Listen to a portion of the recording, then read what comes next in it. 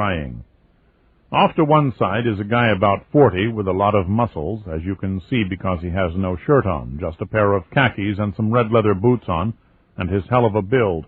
And he seems to be in a kinetic trance, flipping a small sledgehammer up in the air over and over, always managing to catch the handle on the way down, with his arms and legs kicking out the whole time, and his shoulders rolling and his head bobbing, all in a jerky beat as if somewhere Joe Cuba is playing Bang Bang, although in fact even Bob Dylan is no longer on, and out of the speaker, wherever it is, comes some sort of tape with a spectral voice saying, "The Nowhere Mine.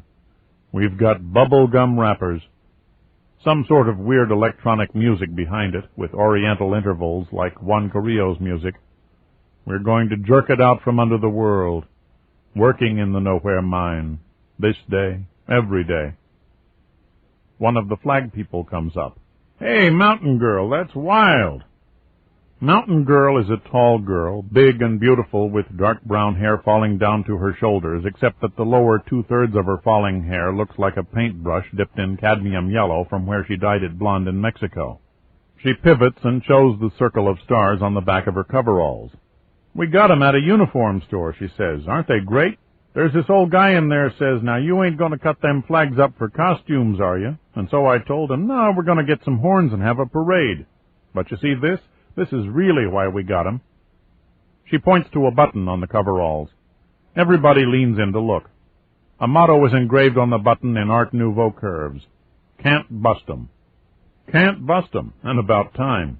After all the times the pranksters have gotten busted by the San Mateo County cops, the San Francisco cops, the Mexicali Federale cops, FBI cops, cops. And still the babies cry. Mountain Girl turns to Lois Jennings. "What do Indians do to stop a baby from crying?"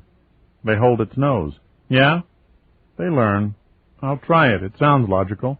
And Mountain Girl goes over and picks up her baby, a 4-month-old girl named Sunshine, out of one of those tube and net portable cribs from behind the bus and sits down in one of the theater seats. But instead of the Indian treatment, she unbuttons the Can't Bust 'em coveralls and starts feeding her. The Nowhere Mine. Nothing felt and screamed and cried. Brang, twing, and I went back to the Nowhere Mine. The sledgehammer juggler rockets away. Who is that? That's Cassidy. This strikes me as a marvelous fact. I remember Cassidy. Cassidy, Neil Cassidy, was the hero, Dean Moriarty, of Jack Kerouac's On the Road, the Denver Kid, a kid who was always racing back and forth across the U.S. by car, chasing or outrunning life. And here is the same guy, now 40, in the garage, flipping a sledgehammer, rocketing about to his own Joe Cuba, and talking. Cassidy never stops talking. But that is a bad way to put it. Cassidy is a monologist, only he doesn't seem to care whether anyone is listening or not. He just goes off on the monologue, by himself if necessary, although anyone is welcome aboard. He will answer all questions, although not exactly in that order, because we can't stop here. Next rest area 40 miles, you understand, spinning off memories, metaphors, literary, oriental, hip allusions, all punctuated by the unlikely expression, you understand.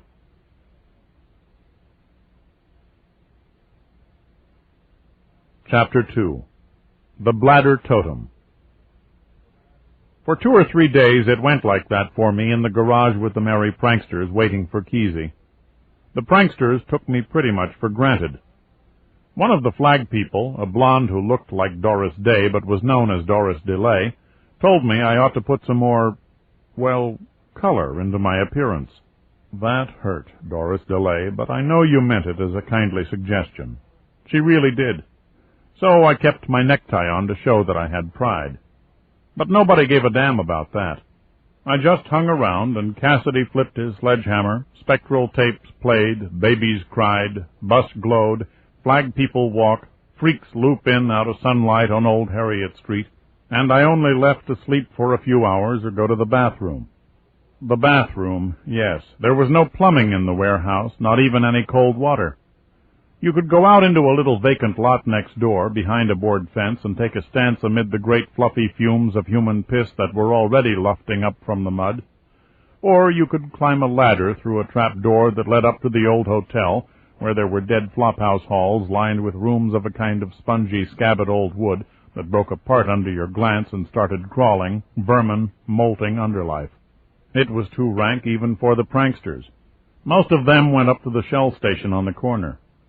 So I went up to the Shell station on the corner at 6th and Howard. I asked where the bathroom is, and the guy gives me the look.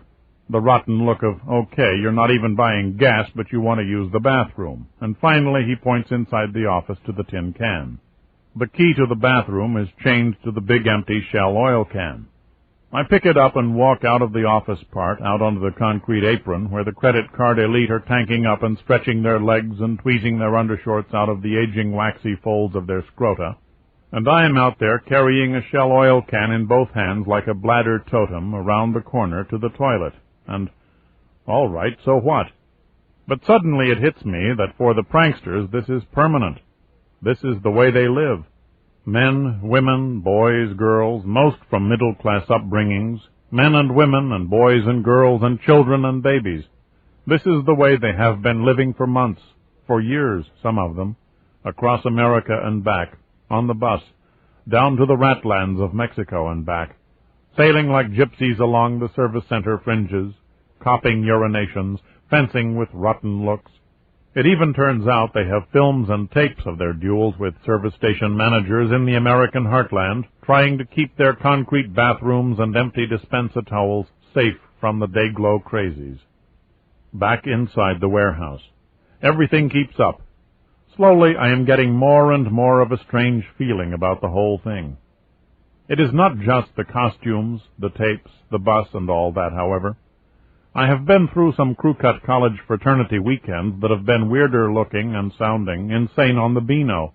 The feeling begins when the flag people start coming up to me and saying things like, well, when Cassidy is flipping the sledgehammer, with his head down in the mull of the universe, just mulling the hell out of it, and blam, the sledgehammer, he misses it, and it slams onto the concrete floor of the garage, and one of the flag people says, you know, the chief says when Cassidy misses it, it's never an accident. For a start, the term the chief. The pranksters have two terms for referring to Kesey. If it is some mundane matter they're talking about, it's just Kesey, as in, Kesey got a tooth knocked out. But if they are talking about Kesey as the leader or teacher of the whole group, he becomes the chief. At first, this struck me as phony, but then it turned to misto, as the general misto steam began rising in my head. This steam, I can actually hear it inside my head, a great sss, like what you hear if you take too much quinine. I don't know if this happens to anybody else or not, but if there is something startling enough, fearful, awesome, strange, or just weird enough, something I sense I can't cope with, it is as if I go on red alert and the fogging steam starts. When Cassidy misses, it's never an accident. He's saying something. There's something going on in the room. Something's getting uptight. There's bad vibrations, and he wants to break it up. They mean it. Everything in everybody's life is significant, and everybody is alert, watching for the meanings and the vibrations. There is no end of vibrations. Sometime after that, I was up in Haight-Ashbury with some kid, not a prankster, a kid from another communal group, and the kid was trying to open an old secretaire, the kind that opens out into a desktop you can write on. And he pinches his finger in a hinge. Only instead of saying, aw shit or whatever, the whole thing becomes a parable of life, and he says, that's typical. You see that? Even the poor cat who designed this thing was playing the game they wanted him to play. You see how this thing is designed to open out? It's always out, into. It's got to be out, into your life, the old bullshit thrust, you know? They don't even think about it, you know? This is just the way they design things, and you're here, and they're there, and they're going to keep coming at you. You see that kitchen table? There is an old enamel-top kitchen table you can see through a doorway in there. Now that's actually better design. It actually is than all this ornate shit, I mean. I truly dig that kitchen table, because the whole thing is right there, you know? It's there to receive. That's what it's all about. It's passive. I mean, what the hell is a table anyway? Freud said a table is a symbol of a woman with her shanks open, bawling it in dreams, you know. And what is this a symbol of? He points to the secretaire. It's a symbol of fuck you, right? and so on, until I want to put my hand on his shoulder and say, why don't you just kick it in the kneecaps and let it go at that? But anyway, this talk just flows. Everyone is picking up on the most minute incidents as if they are metaphors for life itself. Everybody's life becomes more fabulous every minute than the most fabulous book. It's phony, goddammit, but misto. And after a while it starts to infect you like an itch, the roseola. There is also a lot of games. The straight world outside, it seems, is made up of millions of people involved, trapped in games they aren't even aware of. A guy they call Hassler comes in out of the sunlight screen on Harriet Street, and zoom, he doesn't even wait for the metaphors. I never got into an abstract discussion with a total stranger so fast in my life. We began talking right away about the games. Hassler is a young guy, good-looking, with a wide face and long hair with bangs just exactly like Prince Valiant in the comic strip and a turtleneck jersey on with metal stars on it, of the sort generals wear on their shoulders, and he says, "Games so permeate our culture that rumble, rumble, ego games, judge everything, screwed up brainwashing, tell ourselves, keep on oppositioning." Here Hassler stiffens his hands and brings his fingertips together like a karate collision. But my mind is wandering.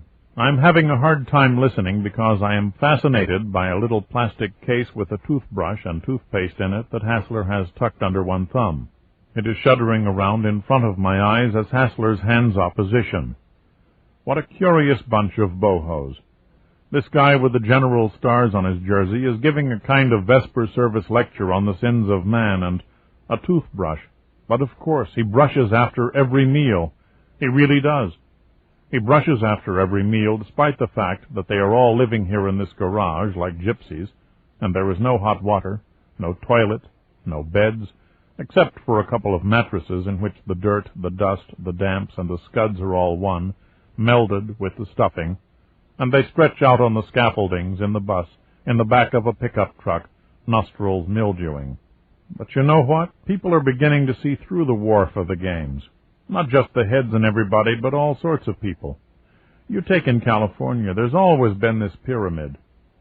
Here Hassler outlines a pyramid in the air with his hands, and I watch, fascinated, as the plastic toothbrush case, shiny, shiny, slides up one incline of the pyramid.